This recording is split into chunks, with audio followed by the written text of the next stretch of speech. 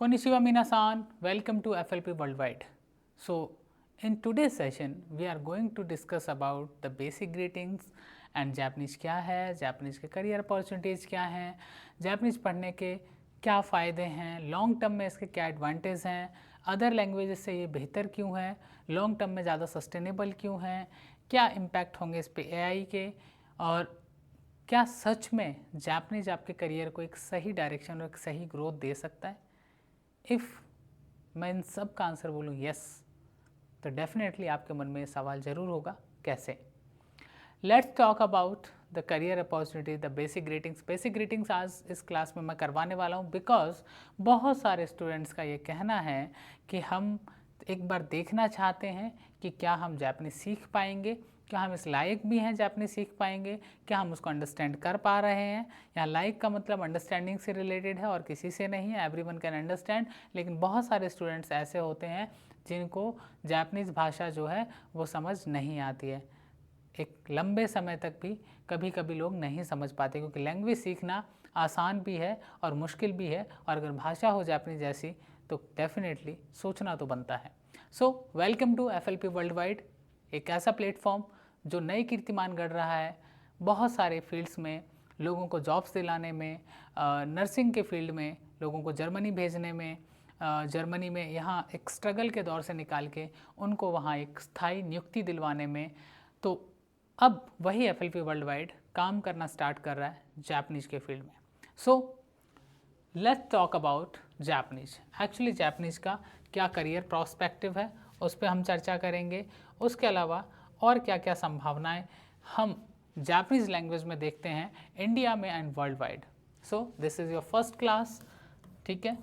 सबसे इम्पॉर्टेंट है आप इस फर्स्ट क्लास में क्या सीखेंगे, उससे ज़्यादा इम्पॉर्टेंट है कि आपको क्या इन्फॉर्मेशन यहाँ मिलती है, ठीक है। सबसे इम्पॉर्टेंट यहाँ पे आपके लिए जो है वो इन्फो है, ठीक है। क्या है? इन्फो है। सो ये चीज़ आप ध्यान रखिएगा। Let's talk about the Japanese.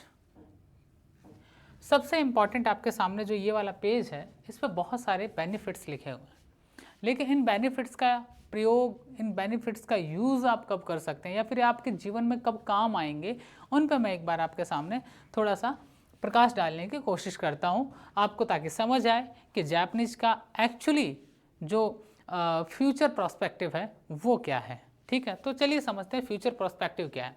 सबसे इम्पॉर्टेंट आपका जो आता है कि अगर आप करियर अपॉर्चुनिटीज़ के हिसाब से देखें, तो मैं आपको बहुत सिंपल सी चीज़ बताता हूँ, एक सिंपल से एग्जांपल के हिसाब से।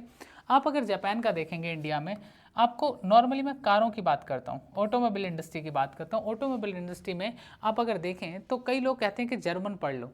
आई कैन अंडरस्टैंड, जर्मन अच्छी लैंग्वेज है, करियर अपॉर्चुनिटीज़ अच्छी हैं, ऑटोमोबाइल इंडस्ट्री में काफ़ी अच्छी अपॉर्चुनिटीज़ हैं। लेकिन मुद्दा ये है कितने बड़े लेवल पे, कितने बड़े लेवल पे लोगों को अपॉर्चुनिटी मिलती है, कितने बड़े लेवल पे लोग ऑनेस्टली करियर बना पा रहे हैं, और कितने बड़े लेवल पे उसका मार्केट इंडिया में वो एक्वायर किया हुआ है।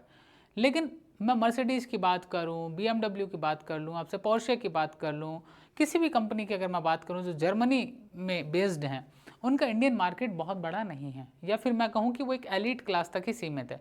उसकी वजह से आप नॉर्मली देखेंगे इंडिया की अगर मैं बात करूं, आपको मर्सिडीज़ BMW के जो शोरूम्स तक हैं वो मोस्टली मेट्रो सिटीज़ में ही आपको देखने को मिलते हैं, आपको छोटे शहर में देखने को नहीं मिलेंगे। लेकिन अगर मैं बात करूं जापानीज कंपनियों की, जिसमें मैं चाहे सुजुकी की बात करूं या फिर मैं बात करूं आपसे टोयोटा की, ठीक है, किसी भी कंपनी की बात कर लूं, ये कंपनियों के आपको शोरूम लगभग हर डिस्ट्रिक्ट हेडक्वार्टर पर मिल जाएंगे। इवन कई गाड़ियों के शोरूम आपको तहसील लेवल पे मिल जाएंगे। मैं यहाँ शोरूम्स की बात नहीं कर रहा, मैं आपको ये बताना चाह रहा हूँ कि आपको सुजुकी जैसी कंपनीज़ की गाड़ियाँ गांव की गली में भी मिल जाएंगी। लेकिन अगर मैं कंपेयर करूँ मर्सिडीज़ और BMW से, वो आपको शहरों की गली में मिलना भी, हर गली में मिलना मुश्किल होता है। आपको एल्टो से स्टार्ट होके हर एक गाड़ी आपको जो सुजुकी बनाता है, इंडियंस की सबसे फेवरेट जो फर्स्ट चॉइस है, आपको पता होगा मारुति सुजुकी का स्विफ्ट डिजायर है, सबसे ज़्यादा सेल करता है मारुति सुजुकी उन गाड़ियों को, ठीक है। स्विफ्ट और स्विफ्ट डिजायर, ये दोनों उनके बेस्ट सेलिंग जो मॉडल्स हैं वो हैं। बट यहाँ पे आप देखते हैं मर्सिडीज़ का कोई एक महंगा सा मॉडल आता है 6 करोड़ का, 7 करोड़ का, लोग कहते हैं this is my dream car. Because India में डबल टैक्स लगता है, वो सारी चीज़ें ठीक है। बट जॉब अपॉर्चुनिटीज़ के हिसाब से आपके यहाँ पे कैनन है, आपके सोनी है, ये बहुत सारी ऐसी कंपनियां हैं जो कि इंडिया के अंदर अपने मार्केट को पूरी तरह से इन्होंने ऑक्यूपाई किया हुआ है। इवन इंडियंस के अगर ट्रस्ट की बात करें हम, डेफिनेटली बहुत सारी कंपनियां छोड़ के, इवन हम अपनी इंडियन कंपनियां छोड़ के जापानीज कंपनियों पर ज़्यादा ट्रस्ट करते हैं। टेक्नोलॉजी की बात करूं या फिर इंडिया के साथ उनका ट्रेड देखो, तो लॉन्ग टर्म में करियर अपॉर्चुनिटीज़ अगर मैं बात करूं तो ग्लोबल ग्रोथ जो है, ग्लोबल करियर अपॉर्चुनिटीज़ जो है वो जापानीज कंपनियों में बाकी कंट्रीज़ की अपेक्षा ज़्यादा है।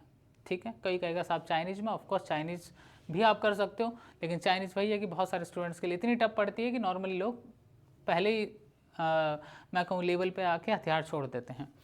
दूसरा, यहाँ पे अगर मैं बात करूँ आपसे, जो जापानीज़ प्रोफिशेंसी है उसकी जो लाइक डिमांड है वो आईटी में है खूब सारी। एक कंपनी एक्सेंचर, आईटी की फील्ड का कंपनी है। एक्सेंचर आपको ऑन एन एवरेज N2 के बाद 13 से 14 लाख का पैकेज देती है, जो कि नॉर्मल मैं आपको बता रहा हूँ बीटेक वालों को भी आज के टाइम में नहीं मिल रहा है, जो एवरेज बीटेक पे 6 लाख 7 लाख रुपए खर्च करते हैं। या N2 आपको क्वालिफाई करने में, आप एक प्रोफेशनल हैं, कुछ भी हैं आप, N2 लेवल क्वालिफाई करने में आप खींचतान के पैसे खर्च करते हैं 60 से 70 हज़ार रुपये, और 60 से 70 हज़ार 16 से 18 महीने आप लगाते हैं अपने, उतने में आप उस स्तर पे पहुंच जाते हो कि आप इस लेवल का 13 से 15 लाख का पैकेज जो है वो आराम से ले लेते हो। अपने दिल से पूछिए, दिल से ज़्यादा पूछने से बेटर है कि आप रिपोर्ट्स देखिए कि कितने ही कोर्सेज ऐसे हैं जिनमें आपको इंडिया के अंदर इतना पैकेज मिलता है। बहुत कम कोर्सेज हैं जिनमें आपको लगभग 2 साल देख के इतना अच्छा पैकेज मिलता है। बीटेक में भी आप पूरे 4 साल लगाते हो। ठीक है, सो यहाँ पे आपका आईटी है, इंजीनियरिंग है, मैन्युफैक्चरिंग है। ठीक है, एंड इंडिया और जापान में दोनों में आपको इक्वल अपॉर्चुनिटीज़ हैं। ज़्यादातर लोग क्या करते हैं कि इधर N2 करते हैं, N2 करने के बाद कोई जापानीज़ कंपनी ज्वाइन करते हैं, जापानीज़ कंपनी ज्वाइन करने के बाद वो लोग क्या करते हैं, धीरे धीरे उसी कंपनी के थ्रू जापान शिफ्ट हो जाते हैं। वहाँ पे जाके आपको पैकेज भी डबल मिलता है और भी बहुत सारी चीज़ों के फ़ायदे आपको वहाँ पर मिल जाते हैं। तो इवन सबसे इंपॉर्टेंट है कि जब आपका पीक टाइम होता है उसमें everyone want to earn money, that's it. और वो अपॉर्चुनिटीज़ आपको जापान जो है वो सीधी भाषा में कहें तो भर भर के देता है। अब आप पे निर्भर है कि आप कितना बेहतर उसे कन्वर्ट कर पाते हो अपने करियर अपॉर्चुनिटीज़ में।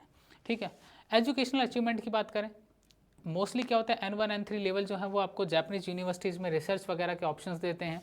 ठीक है, तो यहाँ पे आपका जो एक मैं कहूँ कि जो लैंग्वेज की बात करते हैं हम, जापानीज़ की जब बात करते हैं तो जापानीज़ लैंग्वेज सीखने के बाद बहुत सारे स्टूडेंट्स का मन होता है कि यार हम जापान में हायर एजुकेशन के लिए, बहुत सारे ऐसे मेरे जानने वाले हैं जो PhD के लिए जापान गए हैं। ठीक है, तो PhD के लिए जापान, एक्चुअली में ये PhD यहाँ पे जाके मोस्टली IR पे करते हैं। मोस्टली किस पे करते हैं? IR पे करते हैं। इंडिया, या तो ये लोगों का जो टॉपिक होता है वो इंडिया एंड जापान रिलेशंस होता है, या फिर अगर इन्होंने पैरेलली कोरियन लैंग्वेज सीखी होती है, अगर आप कोरियन लैंग्वेज और पैरेलली सीख लो तो आपके पास डबल अपॉर्चुनिटीज़ हैं जापान में।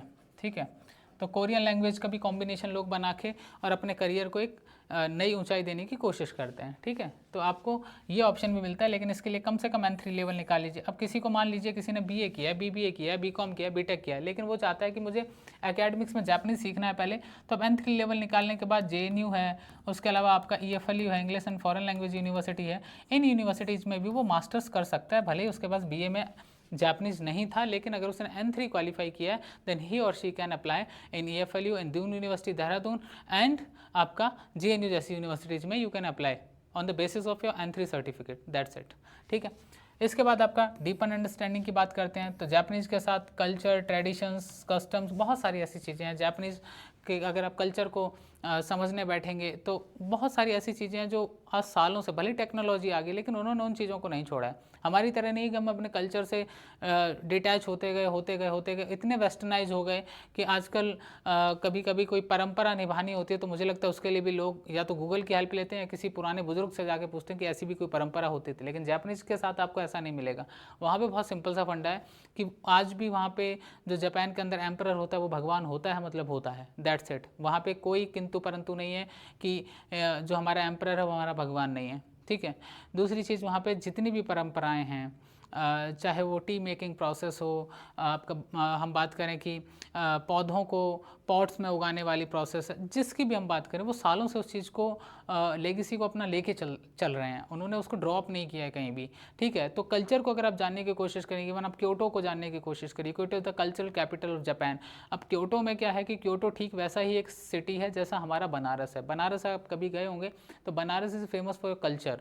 एक्चुअली उसके कल्चर उसकी गलियों में दिखता है, छोटे छोटे मंदिरों से पता चलता है, बहुत सारी ऐसी चीज़ें हैं जहाँ से हम इंडियन कल्चर को बनारस में जाके जानते हैं। इन द सेम वे अगर हम क्योटो जाएंगे कभी, तो क्योटो के अंदर वहाँ का जो सिंतो रिलीजन है उसके बारे में जानने को मिलेगा आपको, वहाँ के मंदिरों का क्या प्रोसेस रहता है, सारी चीज़ों के बारे में जानने को मिलता है। आपको याद हो जब नरेंद्र मोदी जी ने, शिंजो अबे जब प्राइम मिनिस्टर थे और बुलेट ट्रेन प्रोजेक्ट की आधारशिला रखने भारत आए थे, दैट टाइम उनको बनारस लेके गए थे और कहा था कि क्योटो जैसा बनाएंगे बनारस को। खैर ये कहने की बातें होती हैं कि आप किसी शहर को दूसरे शहर जैसा नहीं बना सकते, जो शहर जैसा है उसको वैसा ही रहने दिया जाए, तभी उसकी अपनी एक कल्चरल वैलिडेशन भी होती है।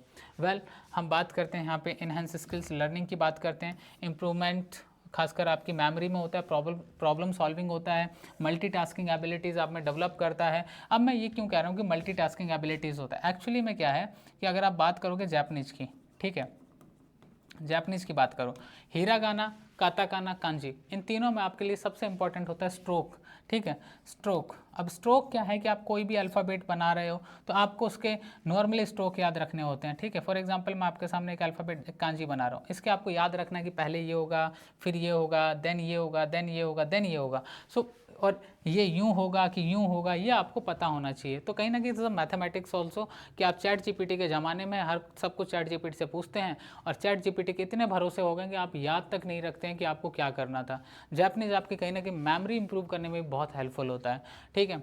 इसके बाद आपकी कुछ स्कीम्स हैं स्टेट गवर्नमेंट की, यहाँ एक एग्जाम्पल है फ्लाइट स्कीम, ये असम गवर्नमेंट के द्वारा चलाई जाती है। अपार्ट फ्रॉम दैट बाकी स्टेट्स के द्वारा भी स्कीम्स चलाई जाती हैं, जिसमें आप हायर एजुकेशन के लिए अगर फॉरेन पढ़ने जाते हो तो वहाँ पर आपको फंडिंग मिलता है। इवन इनका खुद का फाउंडेशन है जापान फाउंडेशन, वो भी इंडियन स्टूडेंट्स को जापान में हायर एजुकेशन के लिए सपोर्ट करता है। लेकिन उसकी सबसे इंपॉर्टेंट चीज़ है वो है लैंग्वेज आनी चाहिए आपको। अगर आप लैंग्वेज सीखने में कामयाब होते हैं, आपके पास अपॉर्चुनिटीज़ का बहुत बड़ा संसार है। अब आपका मन और आपकी मेहनत, ये दोनों चीज़ें डिसाइड करेंगी कि आप उस संसार को कितना एक्सप्लोर कर पाओगे। आई होप कि मेरी ये जो बेसिक इन्फॉर्मेशन है आपको काफ़ी बेहतर लगी होगी। अगर आपका फिर भी कोई डाउट होगा तो आप प्लीज़ पूछ लीजिएगा। जैसा मैंने बोला था, हमारा ये जो सेशन है ये पूरी तरह डेडिकेटेड है जापानीज़ के बेसिक लर्निंग्स को लेके, जिसमें आपकी गुड मॉर्निंग से लेके good afternoon, evening, good night क्या होता है you can use in daily life, ठीक है। सो आपने अगर मेरा पहला वीडियो देखा होगा तो उसमें भी मैंने ये डिस्कशन किया हुआ है, लेकिन मैं फिर यहाँ पे आपके साथ इस विषय पे बात करने के लिए आया हूँ। सो यहाँ पे आपके सामने जापानीज़ है, ठीक है, सबसे पहले आपके सामने जापानीज़ है, देन रोमाजी है, इंग्लिश है। अब रोमाजी एक्चुअली मैं बता देता हूँ क्या होता है।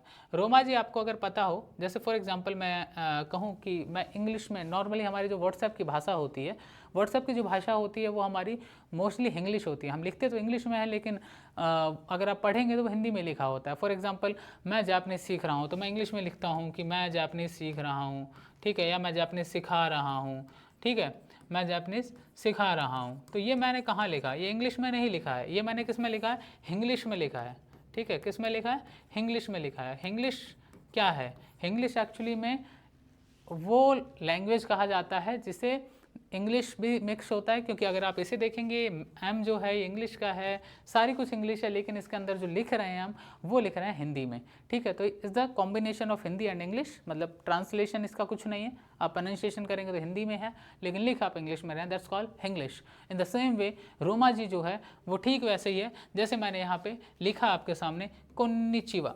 कोन्निचिवा नॉर्मली हम यूज़ करते हैं हेलो के लिए, जैसे मैं स्टार्टिंग में आके बोला था कोनिचिवा मिनासान, ठीक है, तो हेलो एवरीवन, ठीक है।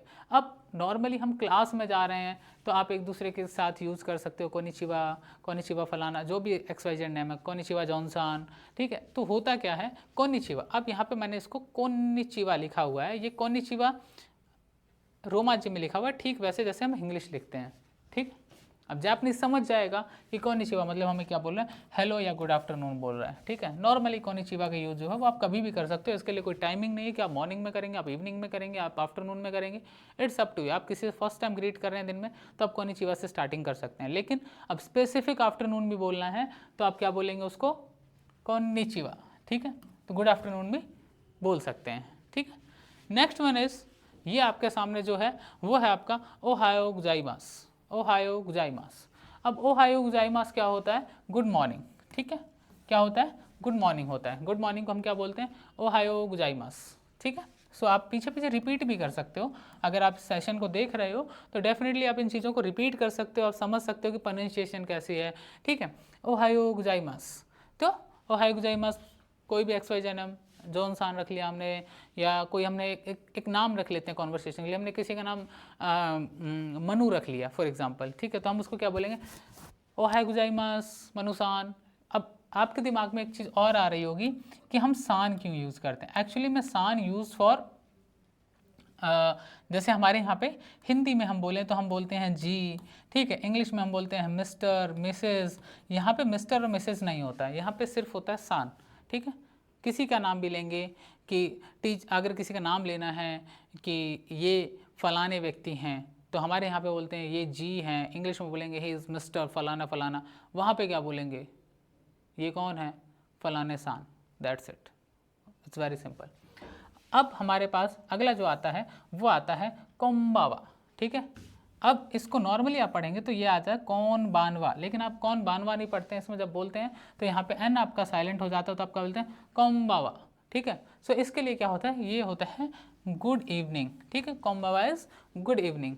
अब आपको किसी को बोलना है थैंक यू। फॉर एग्जांपल मैंने आपको बेसिक जो अल्फ़ाबेट्स, बेसिक ग्रीटिंग्स जो हैं वो सिखाई। अब आपका मन कर रहा है कि मैं इस टीचर को, इस सेंसे को थैंक यू बोलूँ, तो क्या बोलोगे?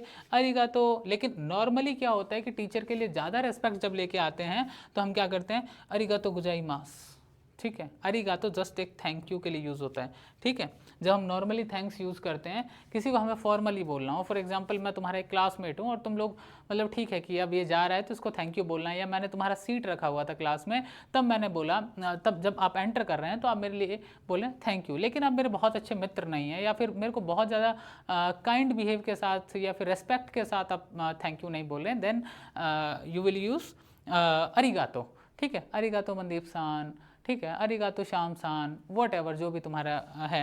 लेकिन अब तुम्हारा मुद्दा है कि तुम्हें बहुत रेस्पेक्ट दिखाना है। फॉर एग्जांपल एक अपने टीचर को दिखाना है, तुम्हारा कोई कॉन्सेप्ट था, ठीक है, तुम्हें समझ नहीं आया, ठीक है, तो आपने कहा मोचिदोन गए सिमास, प्लीज़ रिपीट कर दीजिए इस सेंटेंस को, मुझे समझ नहीं आया है। तो उसने रिपीट कर दिया कि भाई ये अरिगातो का मतलब ये होता है, अरिगातो गुजाइमास का मतलब ये होता है। अब आप क्या बोलेंगे? अब आपको रेस्पेक्ट दिखाना है, आपको बहुत अच्छा लगा, आपका मन कर रहा है रेस्पेक्ट दिखाने को, तो आप क्या बोलेंगे? अरिगातो गुजाइमास सेंसे, ठीक है, मतलब आप रेस्पेक्ट दिखा रहे हो। जब रेस्पेक्ट दिखाते हुए आप थैंक यू बोलते हो किसी को, देन हम क्या यूज़ करते हैं? अरिगातो गुजाइमास, ठीक है। और आगे मैं तुम्हें बताऊंगा कि एक्चुअली आपको बो कितना कर, मतलब झुकना कितना होता है, किस केस में। इसके तीन तरीके होते हैं, 15 degree, 30 degree and 45 degree. 45 degree मतलब एक्सट्रीम रेस्पेक्ट दिखा रहे हो किसी को, ठीक है, और 30 मॉडरेट, 15 वाला फॉर्मेलिटी मारना है अपन को, ठीक है, बस अरिगातो हो गया, दैट्स इट, ठीक है। तो ये आपका जो है अरिगातो गुजाइमास का मतलब, अगर हम बोलें तो काइंड वे में, या फिर मैं कह सकता हूँ इसको कुछ एक्सट्रीम पोलाइट, ठीक है, दोनों पे डिपेंड करता है ये अरिगातो गुजाइमास। अनदर वन इज़, ये आपका आता है सायोनारा। इसका जापानीज बहुत कम यूज़ करते हैं, आप लैंग्वेज में बहुत कम इसका यूज़ करेंगे। सायोनारा का इसका जो रियल मीनिंग होता है वो गुड बाय होता है, ठीक है। सो सायोनारा बोलेंगे, सायोनारा, ठीक है। सो आप चीज़ों को रिपीट कर सकते हो, सायोनारा, सायोनारा इज़ गुड बाय, कभी मत आइए, गुड बाय, या लॉन्ग टर्म के लिए आप दूर जा रहे हो तो आप सायोनारा यूज़ करते हैं, ठीक है। इसके बाद आपका आता है हई और ई ए। फॉर एग्जाम्पल मैंने आपसे पूछा कि आपको जो मैंने ये समझाया तो ये आपको समझ आया क्या? इस नॉर्मल, तो आप क्या बोलेंगे? अगर समझ आया तो बोलेंगे हाई, और नहीं आया तो ये लगा के आप बाकी का सेंटेंस जो है वो कंप्लीट करेंगे। हम बताएंगे आप नेगेटिव कैसे बोलेंगे, पॉजिटिव कैसे बोलेंगे, इसीलिए मैंने अभी वो सेंटेंसेस नहीं बोले कि आपको नेगेटिव में कैसे प्रोनाउंसिएशन करना है। जब मैं पूछूं वकारा माशिता का, तो वो आपका ऐसे सेंटेंसेस जब आते हैं तो उनको आप क्या करेंगे, नेगेटिव वे में कैसे बनाएंगे वो हम आगे पढ़ेंगे, ठीक है। सो एक बार इनको रिपीट कर देता हूँ मैं। कोन्निचिवा, कोन्निचिवा हेलो या फिर गुड आफ्टरनून के लिए यूज़ होता है। इसके बाद आपका ओहायो गुजाइमास, ओहायो गुजाइमास गुड मॉर्निंग, ठीक है। कोम्बावा, कोम्बावा फॉर गुड इवनिंग, ठीक है। अरिगातो, अरिगातो use for formal thank you. अरिगतो गोजाइमास यूज फॉर रेस्पेक्टफुल वे में थैंक यू किसी को बोलना। एंड इसके बाद आपका है सयोनारा, सयोनारा, सयोनारा use for goodbye. And हाई, हाई एंड ईए, ये दो हैं। हाई और ईए का मतलब जो होता है, हाई का मतलब यस होता है, ईए का मतलब नो होता है। ठीक है, चलिए आशा करता हूँ आपको चीज़ें समझ आ रही होंगी। ठीक है, और आप लोगों को बहुत ही क्लियर वे में समझ आ रही होंगी। ऐसा नहीं कि आपको समझ ही आ रही है केवल, आपको बहुत ही क्लियर वे में समझ आ रही होंगी। यहाँ पे देखो मैंने एक ये पिक्चर आपके सामने डाला हुआ है, ये कह रहा है कोन्निचिवा, हेलो। ठीक है, तो आप भी सामने मतलब इनको यूज़ करते हो, हेलो। इसके बाद आपका आता है ओगेंकी देस्का। अगर आपको किसी से पूछना हो तुम कैसे हो, किसी क्लासमेट से पूछना है कि तुम कैसे हो, तो क्या बोले ओगेंकी देस्का, तो सामने से क्या बोलेगा, अगर वो ठीक होगा तो वो बोलेगा गेंकी देस। ठीक है, सो आपका ओगेंकी देस्का। ठीक है, इसके बाद अब गुड मॉर्निंग मैंने ओ हाई गोजाइमास सभी बताया था। कोम्बावा गुड इवनिंग, सेओनारा गुड बाय। आपका एक आता है मताने। ठीक है, अब ऐसे बोल देंगे माताने। ठीक है, तो माताने का मतलब क्या होता है, सी यू लेटर। ठीक है, बाद में मिलते हैं। और आपका इधर आप देखेंगे तो ये एक आपका आता है हाजी में माशिते। क्या आता है, हाजी में माशिते। अब आप नॉर्मली जब भी कभी स्कूल या कॉलेज में जाते हैं तो आप नॉर्मली अपना जब इंट्रो स्टार्ट करते हैं तो वो कैसे करते हैं, हाजी में माशिते, वाता शिवा मनु देश, वाता शिवा मनदीप देश, वाता शिवा संदीप देश। तो हाजी में माशिते जो है वो पहले यूज़ किया जाता है। ठीक है, नाइस टू मीट यू हमारे यहाँ पे हम बाद में बोलते हैं क्या, नाइस टू मीट यू, लेकिन उधर में पहले ही इस सेंटेंस का यूज़ किया जाता है। ठीक है, इसके बाद आपका एक आता है योरुशिकोन गैसिमास। ठीक है, तो योरुशिकोन गैसिमास एक्चुअली यूज़ ये नहीं कहा जाता कि प्लीज़ ट्रीट में काइंडली, लेकिन एक काइंड बिहेवियर दिखाने के लिए किया जाता है। ठीक है, इसके बाद आपका जो इराशिमास जो है ये आपका वेलकम के लिए यूज़ होता है। चलिए आगे बढ़ते हैं हम। इनको आप पीडीएफ अगर आपको चाहिए हो तो पीडीएफ आप ले सकते हैं हमसे, जो हमारे कॉन्टैक्ट डिटेल हैं डिस्क्रिप्शन में आपको दिए गए हैं, वहाँ से आप इसके पीडीएफ का भी डिमांड कर सकते हैं। ठीक है, और कुछ कुछ डेली क्विजेज भी स्टार्ट होने वाली हैं, तो you can join us for the daily quizzes also for the basic greetings and other informations like आपको थोड़ा थोड़ा बेसिक जापानीज समझ में आने लगेगा। उन वो फ्री ऑफ कॉस्ट हैं, एनीवन कैन ज्वाइन। ठीक है, उसका कोई चार्जेस नहीं है आपसे। ठीक है, आगे बढ़ते हैं। नेक्स्ट वन हमारा जो आता है वो आता है बेसिक इंट्रोडक्शन। ठीक है, बेसिक इंट्रोडक्शन बहुत सिंपल, अभी हमने पढ़ा था कोन्निचिवा।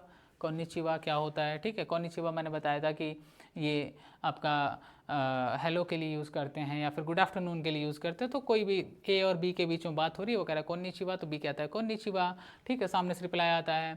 ठीक है, उसके बाद आपका ओनामाएवा नांदेस का, तुम्हारा नाम क्या है। ठीक है, तो वो कहता है कि वाताशिवा अरिदेस, मतलब मैं अली हूँ। ठीक है, तो इसको अभी समझ नहीं आएगा आपको, धीरे धीरे समझ आएंगी चीज़ें। अब इसके बाद आपको थोड़े नंबरिंग बता देता हूँ कि नंबरिंग क्या है। जापानीज में नंबर से याद करना बहुत आसान होता है, लेकिन इनके भी अलग अलग रूल होते हैं। खैर वो रूल धीरे धीरे हम समझेंगे। यहाँ पे अगर हम जापानीज की बात करें तो सबसे पहले हमारे पास जो आता है नंबर 1 आता है, जो अगर हम बात करें डिजिट में तो 1 को हम बोलते हैं इच्ची, 2 को हम बोलते हैं नी, 3 को हम बोलते हैं सान, 4 को हम सी बोलते हैं और यौन भी बोलते हैं। इनके प्रयोग कहाँ कहाँ होते हैं वो आगे के सेशंस में पता चलेगा। ये सी है और ये यौन है। ठीक है, 5 को हम गो बोलते हैं, 6 को हम रोकू बोलते हैं, 7 को हम सिच्ची बोलते हैं, नाना बोलते हैं। ठीक है, 8 को हम हाची बोलते हैं। उसके अलावा हमारे पास जो आता है 9 को हम क्यों या फिर कू ये बोलते हैं। और आपका नेक्स्ट आता है वो आता है जू। क्या आता है, जू।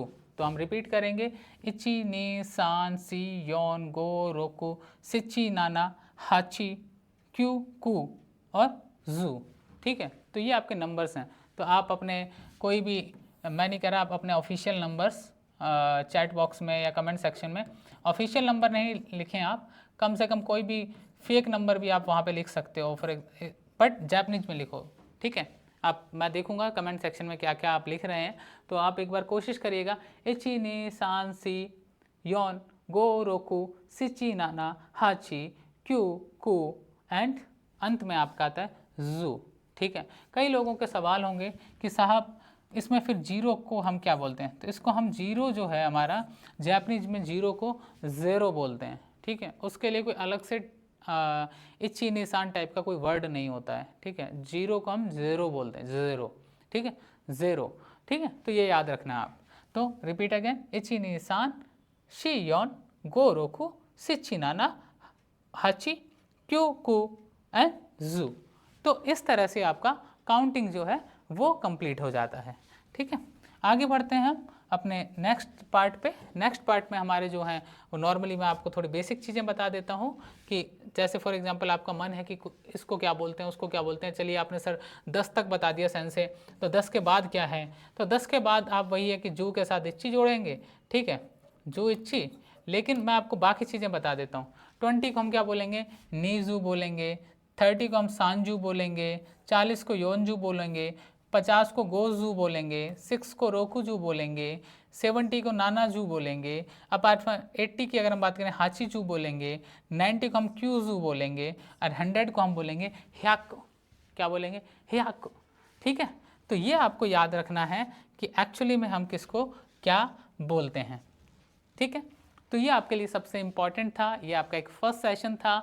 आई होप आपको चीज़ें समझ आई होंगी, आपकी चीज़ें जो हैं कहीं ना कहीं क्यूरियोसिटी भी बनी होगी कि अरे इसको क्या कहते हैं, उसको क्या कहते हैं। मैं आपको यहाँ पे सारे फलों के नाम, आपके डेली वोकैब, जापानीज में किसको क्या कहते हैं, क्या नहीं कहते हैं। लेकिन सबसे इम्पॉर्टेंट है कि अगर आप रेगुलरली आएंगे तो after few days we will start live sessions also. आपके साथ हम डिस्कशन करेंगे, लाइव बैठ के बातें करेंगे, आपसे जापानीज़ में डिस्कशन करेंगे, आपके डाउट सॉल्यूशन, आपकी problems. So we will discuss everything with you, we will discuss everything. आपका हिरागाना से लेके N5 का जो एग्ज़ाम है वो दिसंबर में है, तो हमें कितना कांजी पढ़ना है, कैसे पढ़ना है, एप्लीकेशन फॉर्म्स कब आएंगे। तो start your journey with N5, N4, N3 and unemployment को अगर ख़त्म करना है तो you should start something different, कुछ अलग करो।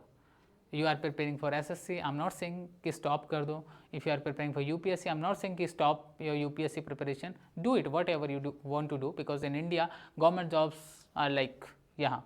ठीक है, I can understand the advantages of government jobs, but apart from that partially you should work on your skills. So Japanese is not a language, is a Japanese will play important role in your life as a skill. जब आपको पता चलेगा कि आप government exams qualify नहीं कर पाए, then what I do, what should do, क्या करूँ मैं, मेरे पास कोई रास्ता नहीं है। पेरेंट्स विल आस्क नौकरी क्यों नहीं लगा तेरा।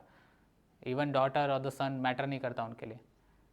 लड़कियों को सीधा धमकी दिया जाता है कि चलिए आपका विवाह करवा दिया जाएगा। लड़कों को बोला जाता है इतने दिनों तक आप एकदम खाली निठल्ले क्यों घूम रहे हैं। तो मेरा कहना ये है कि develop a skill parallelly with your education, whatever you doing, you are doing college, you are doing something whatever your profession, जो भी तुम्हें अच्छा लगता है, डांस करते हो, गाना गाते हो, पढ़ाते हो, वट एवर।